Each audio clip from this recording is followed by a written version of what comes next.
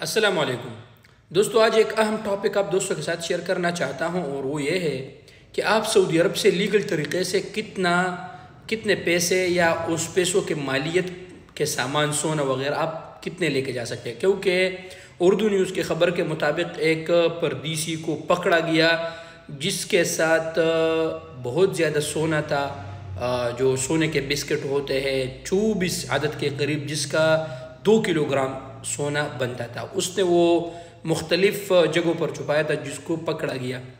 उसको public prosecution के हवाले किया गया और फिर उसका क्या होगा, उसको सज़ा हो जाएगा। सज़ा के बाद उसको डिपोर्ट किया जाएगा और उसके साथ जो सोना था वो भी बहक़ सरकार वो भी ज़ब्त हो गया।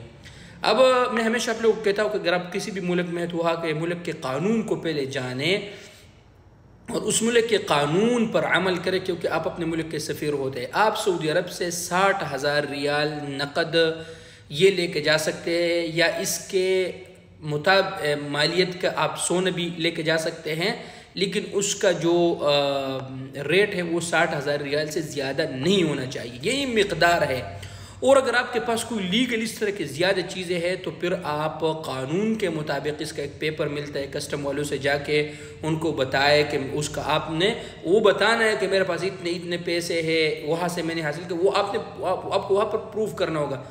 आपको वहाँ पर एक फार्म दिया जाएगा, आप उसको फिल करके एयरपोर्ट पर जाइए। आसानी से कानून है यार, आप कानून पर आप लोग अमल क्यों नहीं करते? आपको जाने दिया जाएगा, ठीक है ना।